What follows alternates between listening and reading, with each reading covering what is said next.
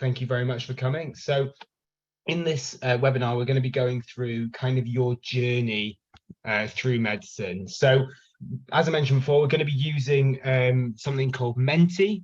So if you don't know how to use this, it's a website that just allows you to contribute to the conversation. So you can either do it by going to www.menti.com and then entering the code that will be showing, or you can use the QR code that's available and it'll take you straight through. So this is not an obligation. You don't need to do it if you don't want to. It's just a way to make it interactive. And it might be that you raise some questions that other people have, and it's just really good for stimulating some conversation. So perfect. I'll just move through. So let's talk about your journey into medicine. So we get people, all different kinds of people, different ages, different sort of parts of the process coming to these webinars. It's really, really good to see that. But in general, the journey into medicine follows quite a set pathway. And so we're going to be talking through some of these key landmarks as we go through. So in general, it all starts in July. So for you guys, it'll be starting in around July time this year, if you're going through this 2023-2024 application cycle. And the first step is going to be the UCAT.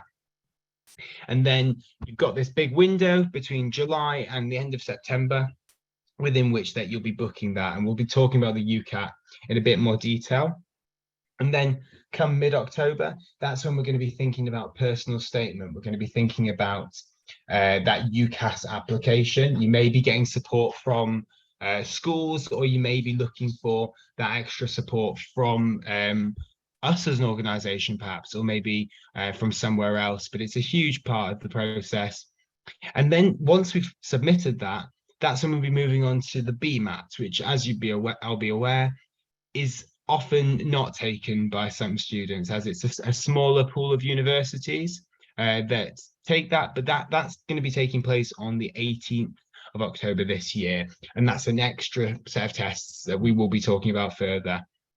And in terms of the UCAS deadline, that's when you've got it all sorted out. You've been sorting out your personal statement, been doing the BMAT. The key thing is that the BMAT is always after the UCAS deadline, so there are risks involved, and we'll talk about that in a bit more detail. And then from November through to April, this is when we'll be doing that interview season. So this is a really long period, and it can be quite a stressful period for applicants, because there's a lot of unknowns, and you'll be watching sort of your friends and peers be getting invitations to interviews, and there really is no system. That's the key thing to remember. So universities will do it in waves, so they won't just invite everybody for interview at the same time, and there's no logic. Sometimes it's alphabetical, sometimes it's just random. So there's no meaning behind, oh, well, they were invited first, that means they were a better candidate. That's not how it works. So it's a very difficult time, but it's important to try not to stress and to be as calm as possible, and realize that anywhere up to April, or until you receive an actual rejection from a university, there's always an opportunity to get interviewed. And so it's worth preparing and keeping everything organized for that. And part of what makes this so complicated is at the same time you're going through that A-level process. So year 12, year 13, these are things that you have to keep ticking over whilst taking your A-levels. You need to be thinking about lots of things, and that's where having a nice organized plan and coming to events like this is really, really helpful, because it helps you to put together that timeline in your head and really start to have a plan in place, so it doesn't get too overwhelming at any point. So using the Menti that we talked about, have people managed to get on the Menti with the QR code?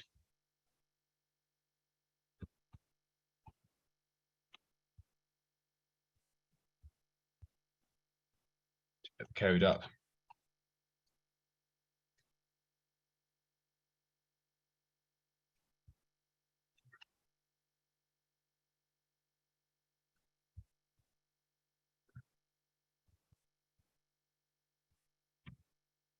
Okay.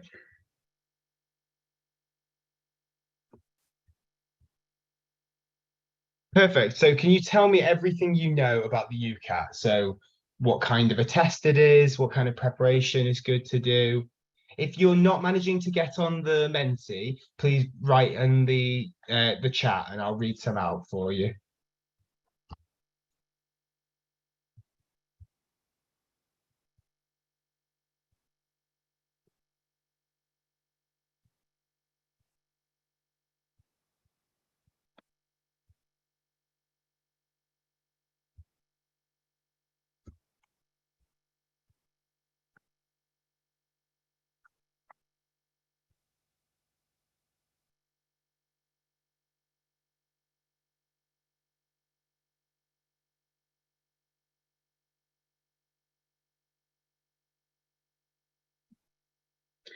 So if the Mentico is not working for people, we can use the Zoom chat instead. So if you pop on the Zoom chat, what do you know about the UCAT?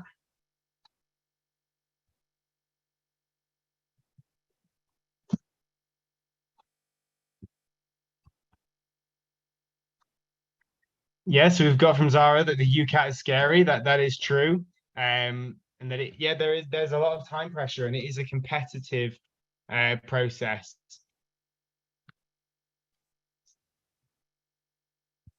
And yeah, so it's hard, it's coming up a lot. And yeah, one of the key things is that it is an online test. So what do we think might be some of the challenges of doing an online test?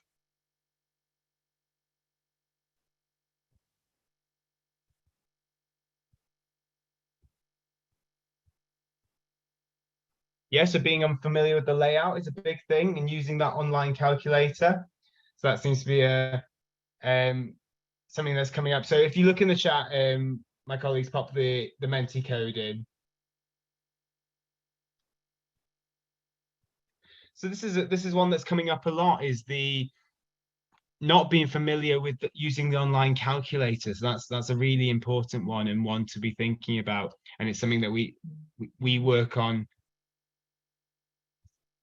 with our students. So just to move things through. So what makes the UCAT? So in basic terms, it's made up of 5 sections. There's an abstract reasoning section, which looks at our sort of spatial awareness, looks at our ability to recognize patterns. There's verbal reasoning, which is looking at passages, answering questions, and using skills like sort of inference and things like that. Then there's QR, which is a section that the average medical student often finds to be the most comforting section. It's the maths section. Although, don't worry if you feel like maths isn't your strong point. It's always possible to practice and improve. And as someone who wouldn't think of themselves as a particularly mathsy medical student, I managed to do just fine. And that was with that special work that I put in and just practicing as much as I could and using the right techniques. And decision making. This is one of the hardest sections of the test to explain, but not one of the hardest sections to do.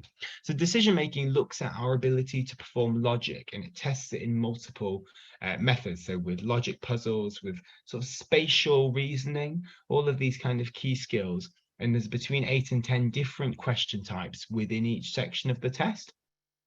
And then the situational judgment test is a slightly different format. It's not included in your overall score, but it's graded in bands 1 through to 4, band 1 being the best, band 4 being the worst score that you can receive for the situational judgment test. And those are based on scenarios. So each section is scored out of 900 and it's a 2-hour test and results are recorded in deciles. So just another interactive thing. This is not one of the Menti questions, but if you pop it in the chat, what deciles? So if you think about 8th decile means you're in the top 20%, 9th decile means you're in the top 10%. What kind of decile do we think gets invited to interview in the current climate?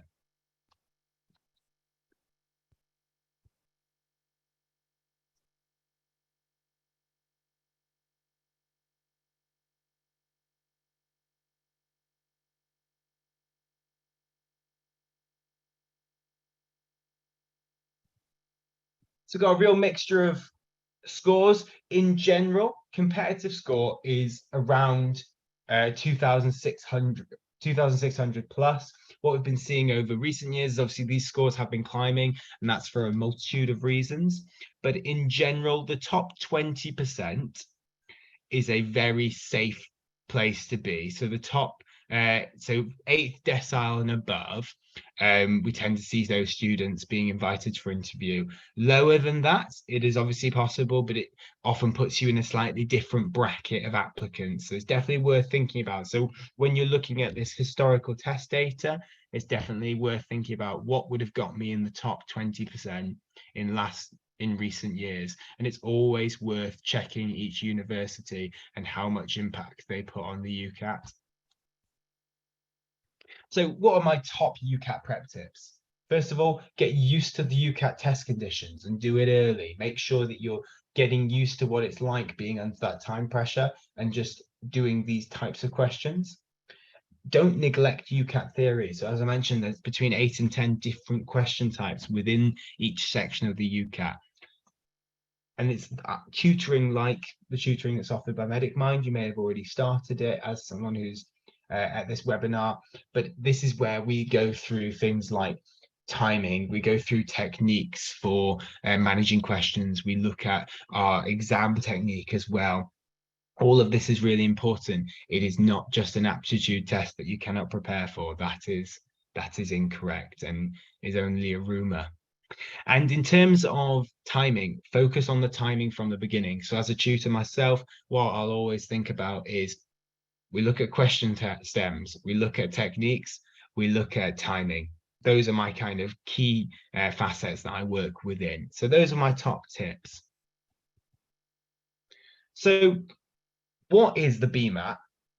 And do you have any questions about it? So again, using the Zoom chat, if the Menti's not working for you, what questions do you have?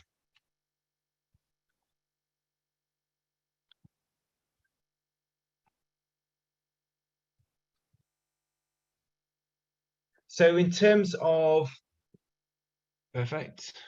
So I'll just let a couple of these questions come in and then I'll be happy to answer them. So the UCAT is a 2-hour test, just to go back to the UCAT.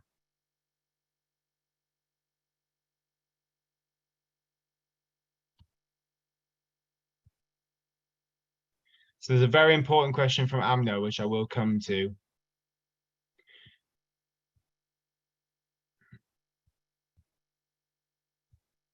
So how does the BMAT and the UCAT differ?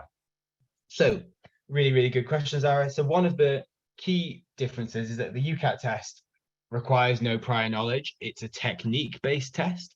So it looks at these slightly odd skills that they want to expect from medical students. So what kind of reasoning you have and things like that. Whilst the BMAT has assumed knowledge.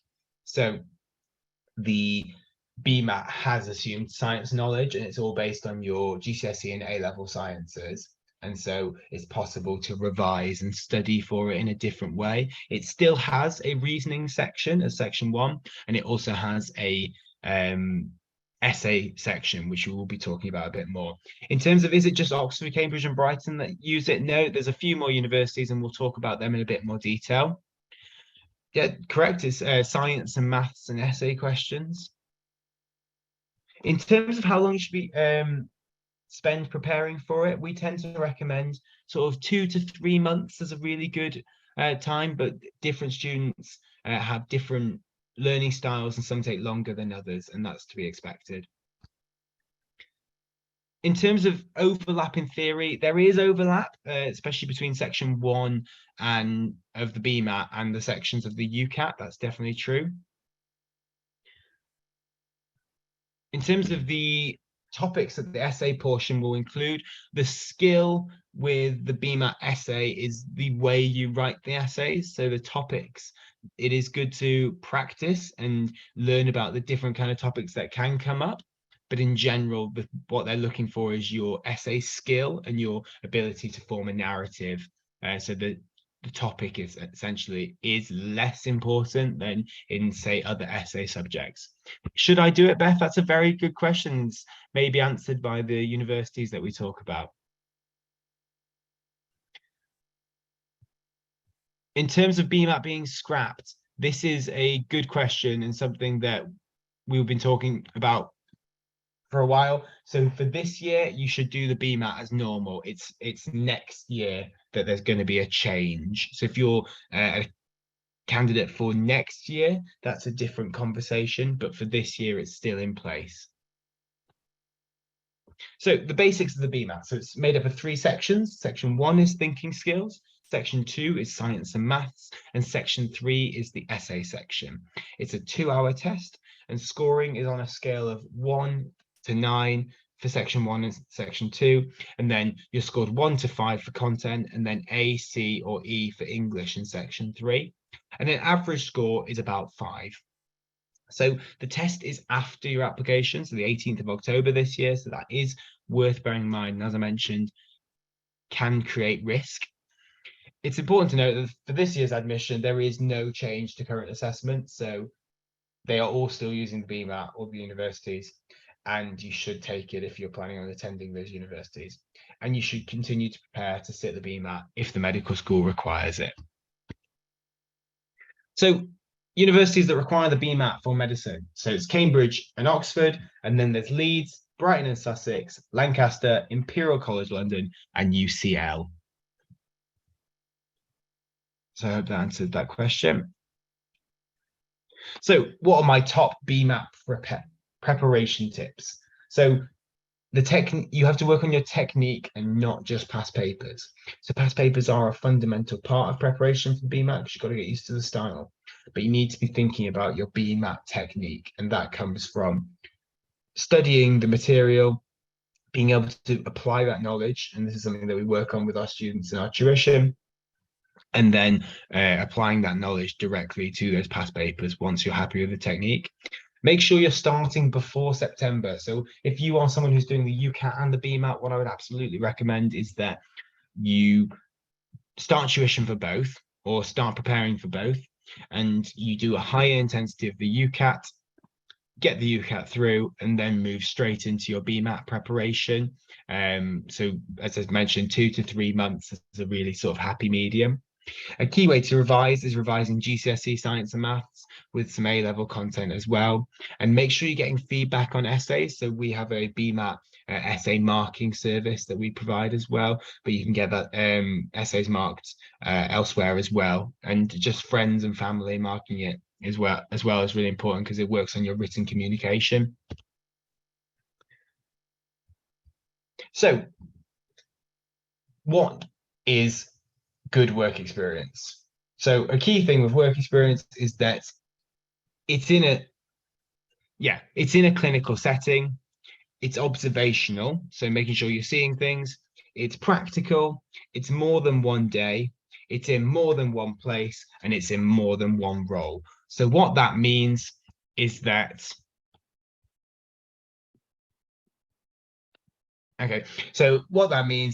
you want to be trying to get a range. It's not important that you shadowed a cardiothoracic surgeon at a major hospital. That's what's less important. What's more important is that you get good reflection from your experience, that you genuinely have a realistic understanding of what being in the medical field is about and what that career would look like for you. So I'm just double checking the chat.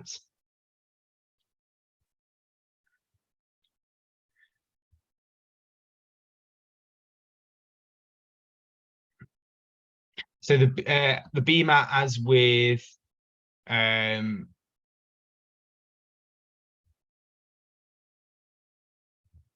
so the BMAT as with the UCAT is only valid for the year that you took it. So you would have to resit your BMAT if you were to apply the year after. Unless you applied for sort of deferred entry, that's a different story. So what word would you use to describe a good personal statement? So let's say I'm a university tutor and I'm reading personal statements for medical applicants, what word would I use to describe a good personal statement?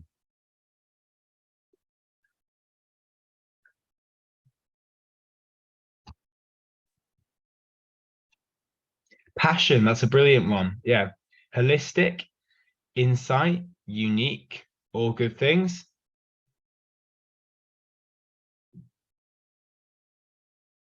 Focused, ambitious, reflective. That's a very good one.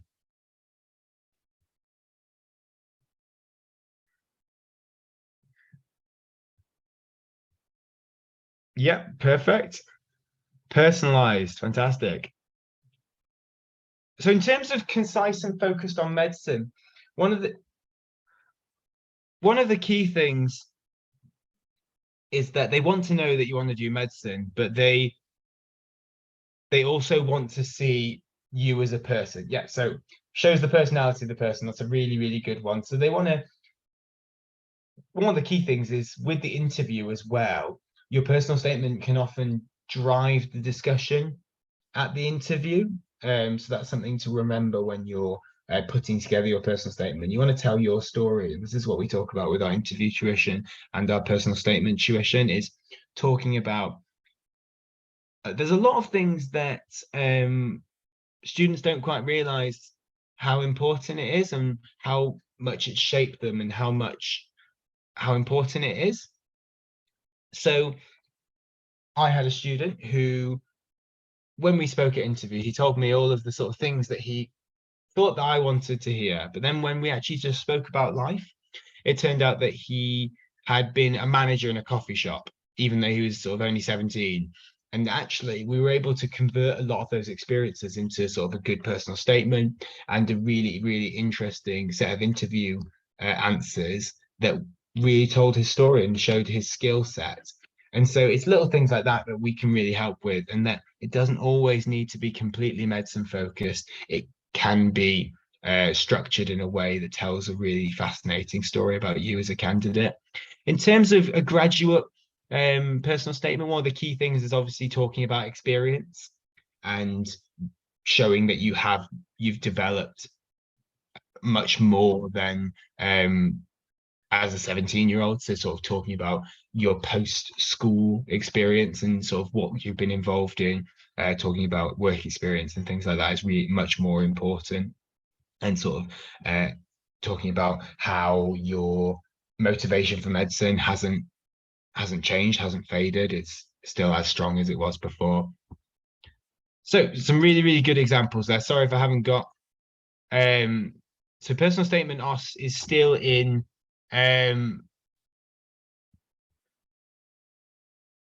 yeah, so sorry, I was just seen a message from my colleague. Yeah, so Leeds, yeah, is now UCAT. So apologies about the error there. So thank you for pointing that out. Personal statement is part of that BMAT discussion. So there's discussion about removing the personal statement, but for this year it is still in place. Unis do look at your personal statements. Yes, that is a very important question. It's often the deciding factor between inviting you to interview or not. So what do you think I mean by strategic applications?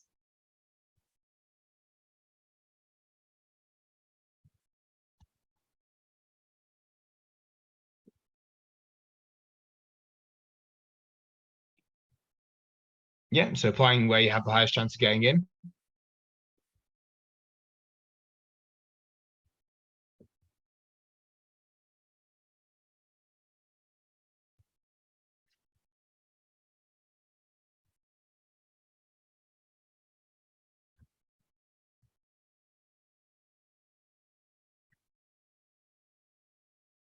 Yeah, some really, really good options, really good answers here. So one of the key things is knowing your strengths and knowing what kind. So a big discussion that we have in our university consultations with students is knowing what kind of applicant you are.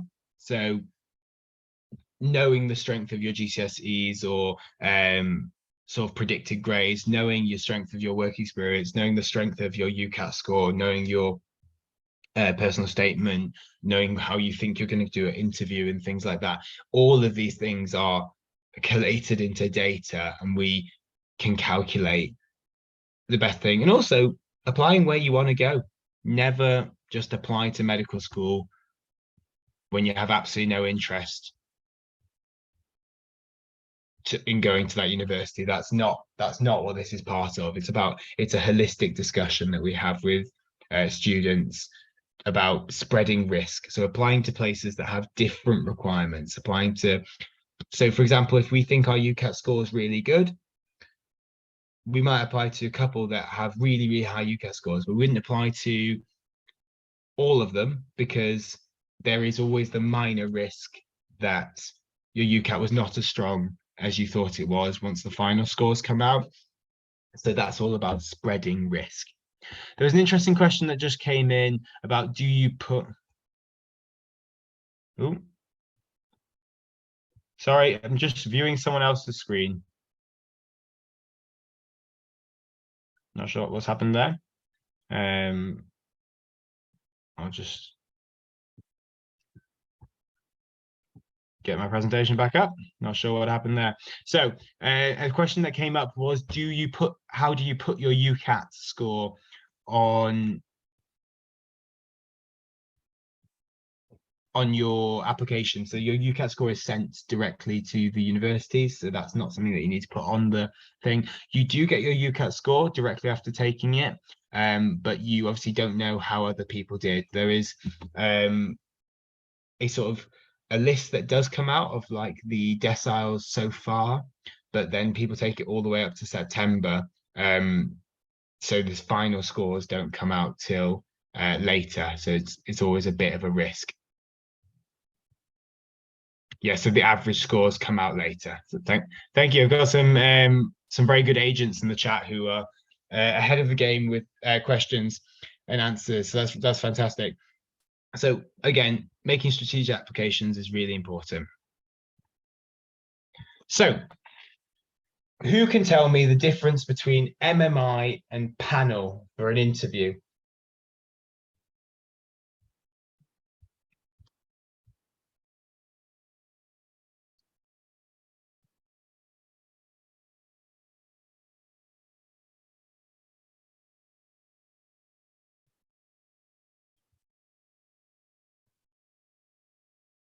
Yeah, some really good answers. A big question is, which one is better? Or which one are you more scared of?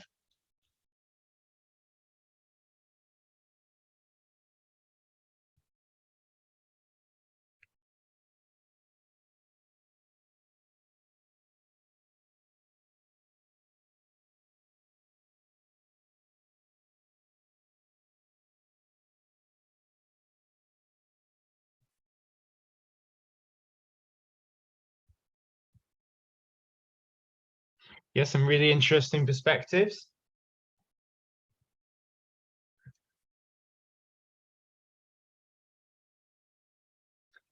Interesting point from Amanda. Which places are randomly assigning places?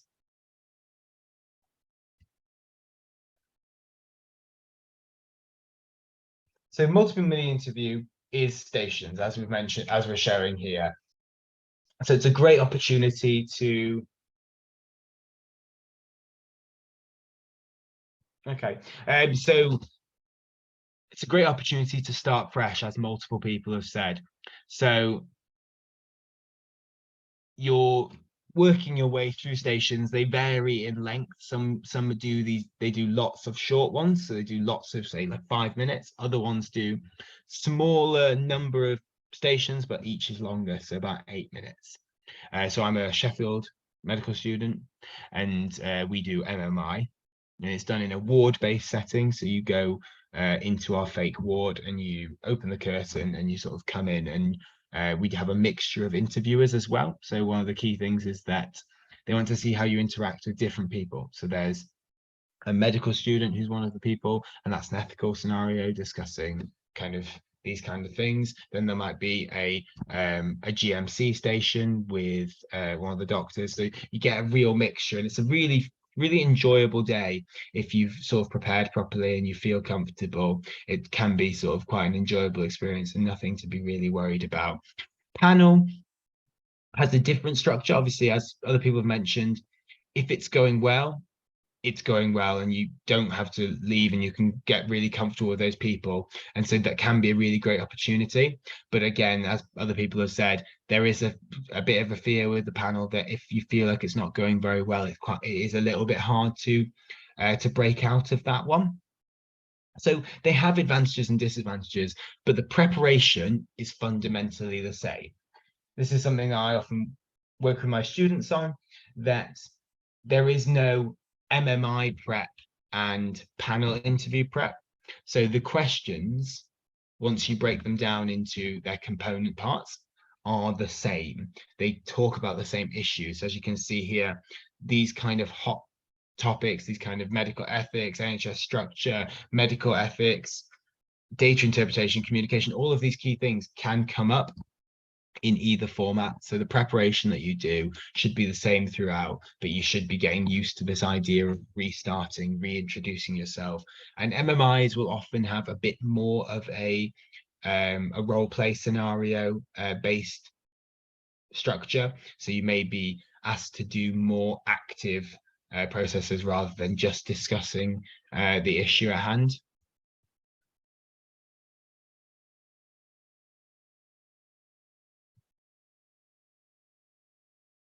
So in terms of where can you get MMI preparations, that's a really, really good question. So that is something that we offer as a company. So we are a one-on-one tutoring service, but we also offer a really great opportunity through our MMI circuit. So it's a one-day event where you log on and you work through stations, which are all manned by different tutors from our company, and they will be running sort of a selection of scenarios, and you'll get nice sort of written feedback. And it's a great opportunity to sort of have a dry run and get used to the format of changing rooms all the time, and it's all done online, so you can do it from wherever you're based.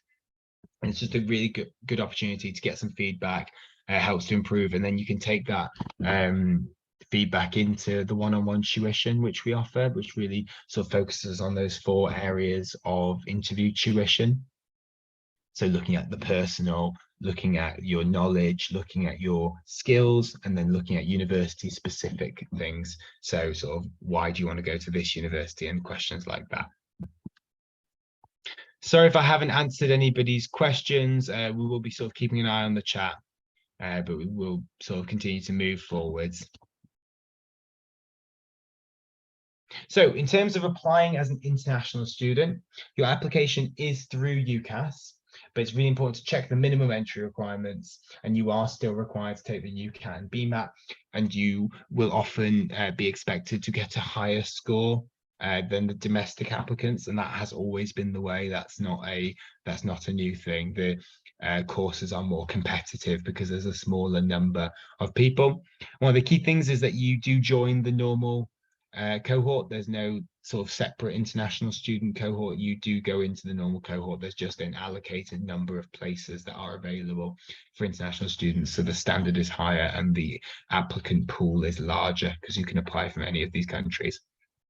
So some courses may require you to take an English language test as part of the application, which is frustrating if you feel that English one of your first languages, but unfortunately that sometimes is the way it goes. But you just have to take the test, and then you'll have that grade forever in terms of work as well, which is really helpful.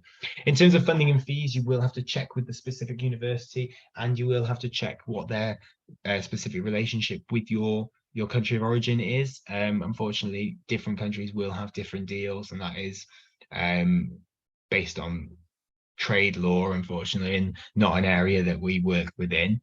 And work experience as an international student is going to form an integral part of your application, especially if you have a different schooling system as well, where it's harder to understand your grades and things like that.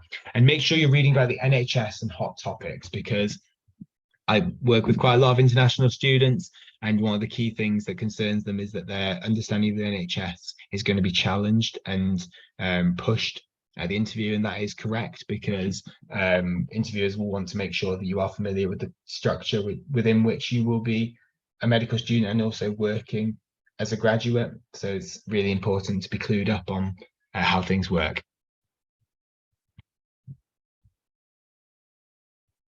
In terms of whether you get randomly get MMI or panel, universities will have a way they do it. They don't tend to do MMI and panel. They have, it's an either or situation, and it's about preference. Obviously, during COVID, that was all complicated a little bit because they had to make do with what they could make happen. But now that they're moving sort of back into the way they want to do things, you'll find that they'll go back to their original format or a hybrid system.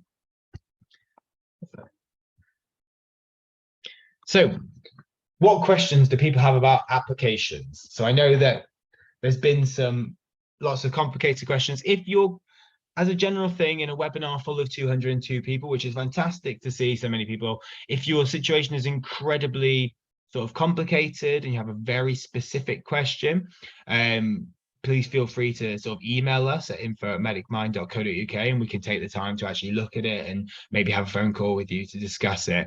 But in general questions, we're happy to answer.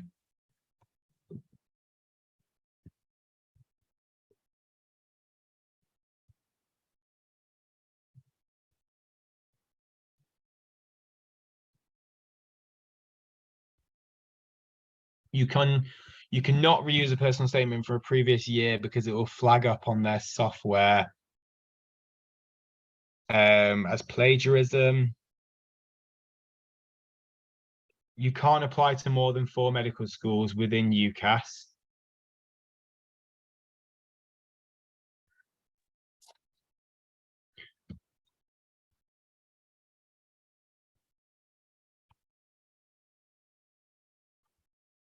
And it's just hot topics. So our website has some fantastic resources. Looking at the BMJ website is really important, and sort of just generally reading the news as well. Keeping a notification for health news is really important. If you applied next year, meaning 2024-25 cycle, yes, you would start medical school in 2025. You in terms of deferring a year, you can defer as part of your original application, but you can also opt to defer following your acceptance. But there is always a risk that they will reject you based on your deference. Whilst if you defer from the first moment, they will have made their decision based on you being a deferral. It's all about numbers. Unis can see if you reapply, and you need to double check what their policy is on it. Some of them love it, some of them aren't keen, so you need to be careful. The biomed one, in general, we advise just do a medical personal statement, apply to biomed. That's normally okay. Applying from a different background, I'll be happy to answer that.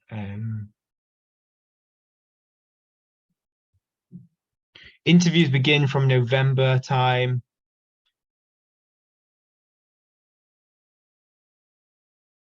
So just some questions. AS grades, it's all about your predicted grades. Just as I've seen a few questions about applying as a sort of a graduate.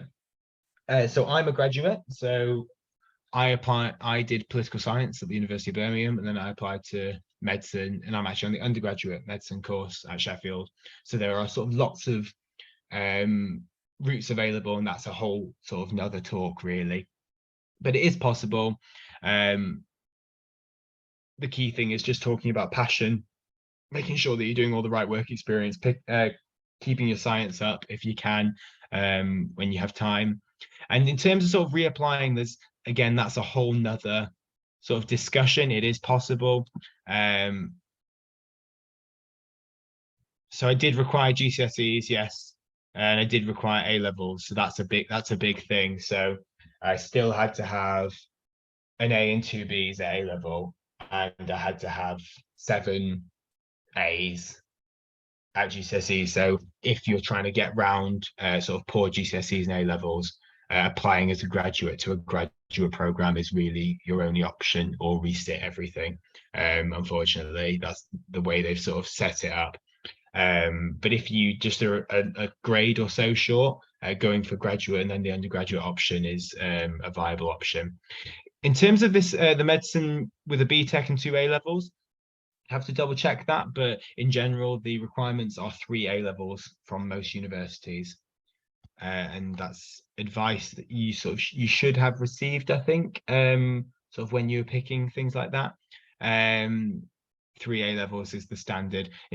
Importance of predicted grades, incredibly important. Essentially, if you aren't predicted the 3 A's required, you will just, it's one of their cut-off points. So really important to speak with tutors or anyone who's sorting out predicted grades.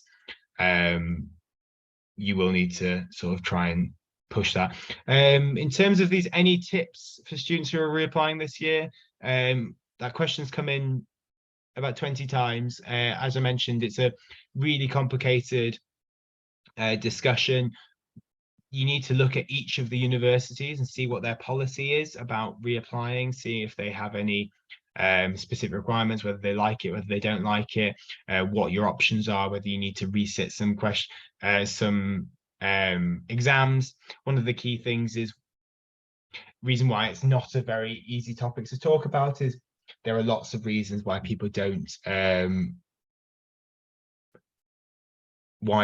get in, so it's quite a difficult one, and there's no sort of catch-all tip.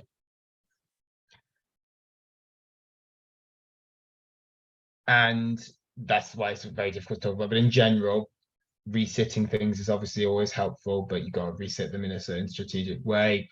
Was it your personal statement that was the problem? Did you get to interview and it didn't go so well? Was it your UCAT score? Was it the BMAT? There's so many variables. It's quite difficult to answer the question. Is something that'd be worth chatting to our team on the email address and setting up a call? That's definitely something we'd be happy to chat about. In terms of what websites can I use to revise for the UCAT? There's so many great options. So we, as a company, obviously recommend Tuition with us and our resources, but we also recommend Medify as a really fantastic resource just for having thousands of questions, because doing questions is really important.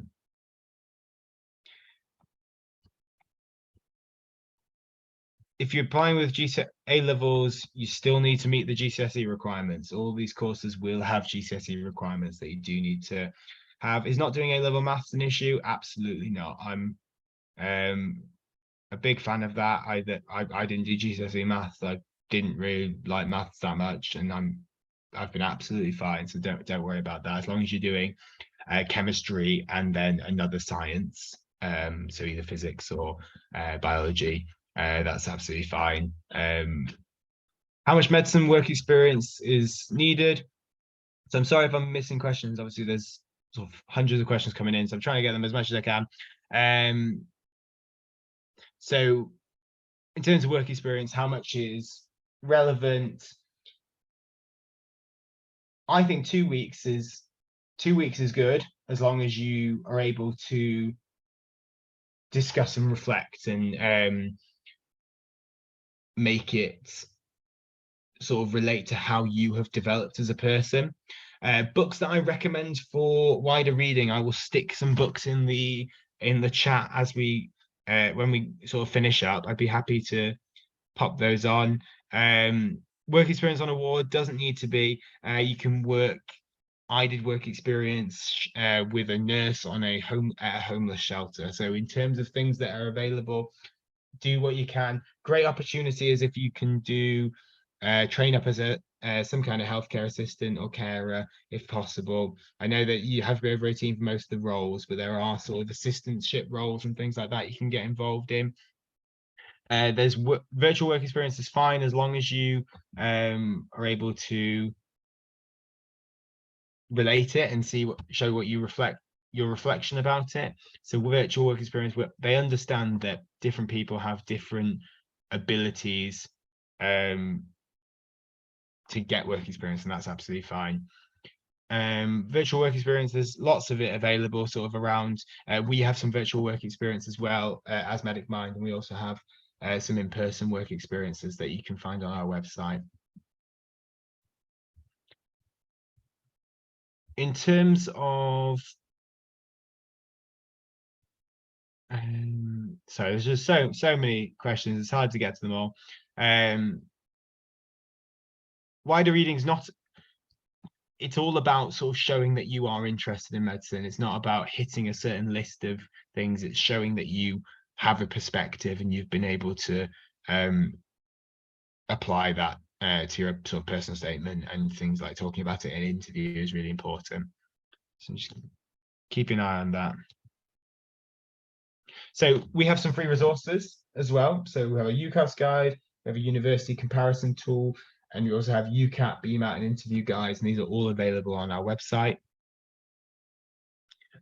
You can join our WhatsApp group for free resources and tips. So this is a QR code if you want to scan it. Great sort of community to be a part of, and we'll be putting sort of great information. I'm just sort of pushing through to the end of the presentation, and then I'll be happy to sort of keep answering questions while I've got time. I'll just leave that for a second and answer a couple more questions.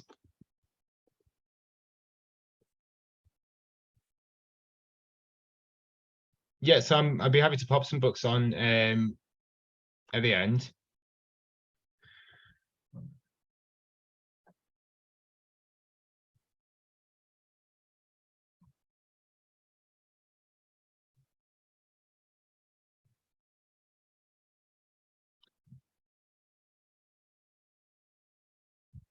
If you feel like I haven't answered your question, apologies. If I'm going through and I haven't seen it, there's been quite a few sort of copies of the same message, so I'm just trying to get through them.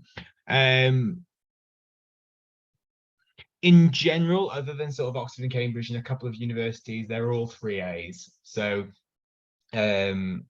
obviously there are a couple of other universities, but in general, so if you get higher grade than your predicted grades, it's not like other courses where you might have lots of different requirements from your different courses. In general, if you've firmed an offer from a university, you will attend that one.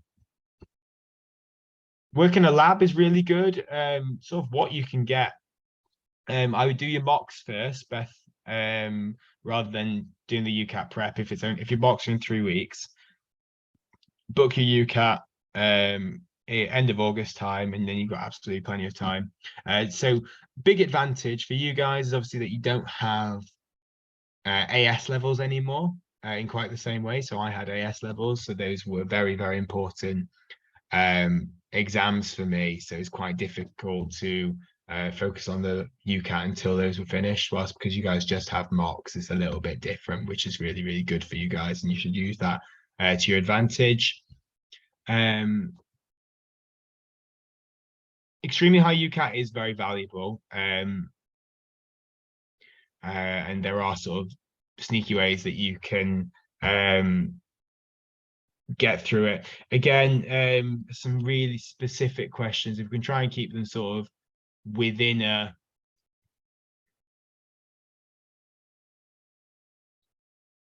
sort of a theme, that would be helpful, because we don't have time to answer sort of everyone's very specific questions.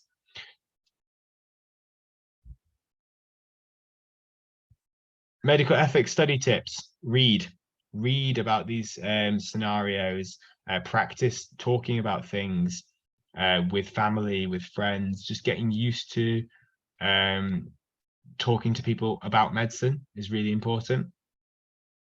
Perfect.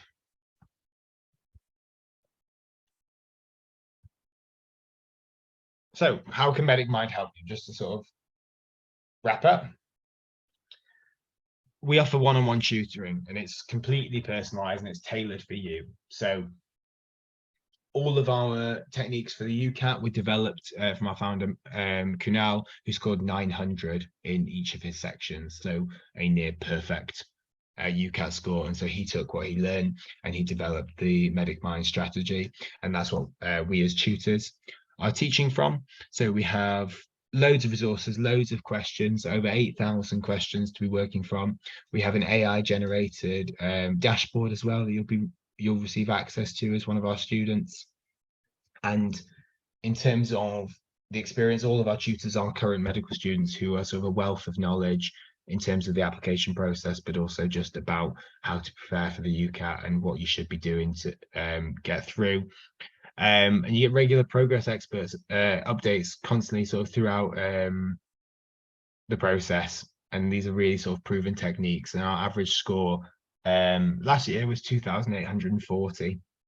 And the latest stats that are still coming out, so that we're expecting that to rise even higher. So that would have put you safely in the top 20% last year. So in terms of sort of what do we cover for verbal reasoning, we cover sort of 17 tutorials during your one-on-one tutoring sessions. And here's a little look through. So sort of all these key areas. And including any packages over 20 hours of one-on-one tutoring is our online course, which includes a bank of over 8,000 questions, which is fantastic. And here are some lovely reviews. So we're always here to support. So I know this has been a sort of a short run through of everything. It's so difficult to cover all of this in just sort of an hour. But in general, we are here to support all the way through the process. And as I was mentioning before, our hospital work experience that will be taking place this summer still has places, and there's multiple different weeks available and multiple different locations as well. So really worth taking a look at that and seeing what's on offer and seeing if any of that would be really helpful for you.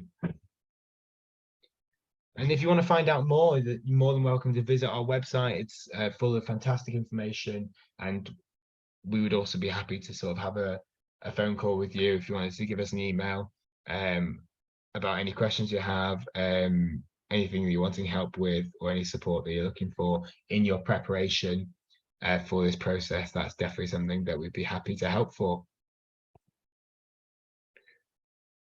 But overall, if you would like to leave a review for us of what you thought of the webinar, that would be fantastic. And the best review will win free access to resources. So definitely worth doing.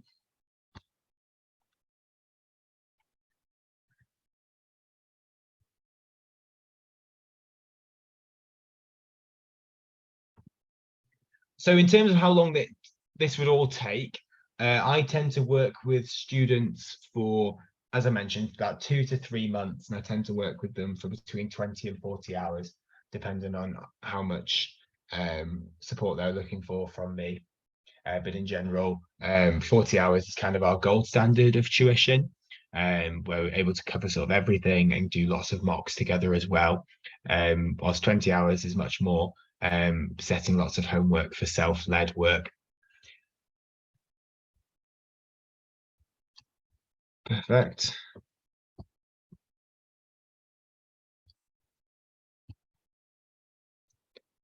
So here is our number if you want to give us a call, and here's the email address as well. As I mentioned, we'd be more than happy to chat with you about anything that you're looking for help with your medical application, or also any A-level support that you're looking for in this coming year as well. We'd be more than happy to offer tuition.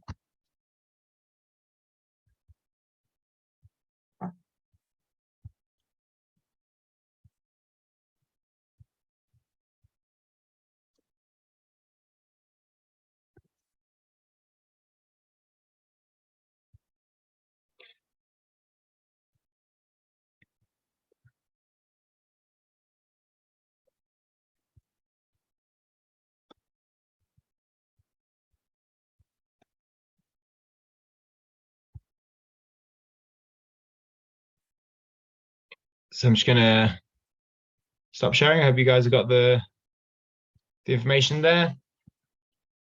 And thank you so much for coming. I'll just grab that list up.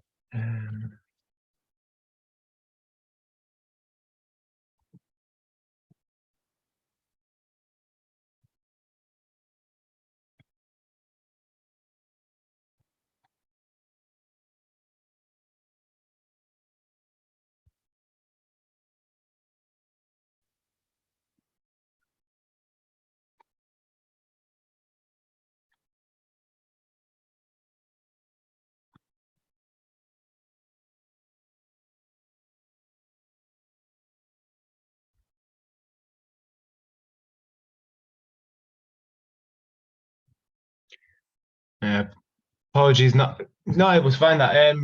But in terms of resources, just into outside of books, one of the things, especially sort of in this new age of access to people, one of the things I would definitely recommend is following doctors on Instagram. So just a couple of ones that obviously in my area of interest. So there's a guy called Nathan Hudson Peacock. He's a ED doctor who has a specific interest in how do we make medicine more climate friendly. So talking about changing medications to reduce sort of production of sort of dangerous gases and sort of all these key things, and how do we reduce plastic waste as well. So have a little look at some doctors. There's some fantastic ones on YouTube. I know that some people found that very interesting.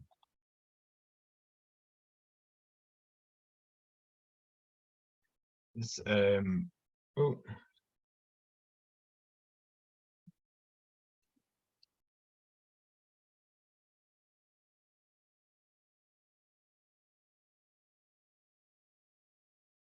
so these are all available on. So good books. Obviously, the Adam Kay books are really interesting. There's a fascinating book called Vaxxers, which was about the two fantastic scientists who developed the AstraZeneca vaccine in Oxford. That was a fantastic book and really interesting insight into the process of science and development of vaccines. That was a really interesting read, and probably one that not as many people have read. It wasn't as big. Anything by Atul Gawande, so looking at sort of Being Mortal, The Surgical Checklist, any of these books are fantastic. So the AstraZeneca one is called Vaxxers. So perfect. But as I mentioned before, we've got some. Yeah, so we do have a course for preparing for the UCAT, and all that information about that can be found on our website. So thank you very much for coming. I'm sorry if I wasn't able to answer everybody's questions. I think it's just fantastic that so many of you have attended, and that shows that you're really sort of committed to getting involved. So thank you so much for coming. And again, any questions, please feel free to email us or give us a call. But I wish you all the best for your applications, and I hope to see many successful medics coming from here. Thank you.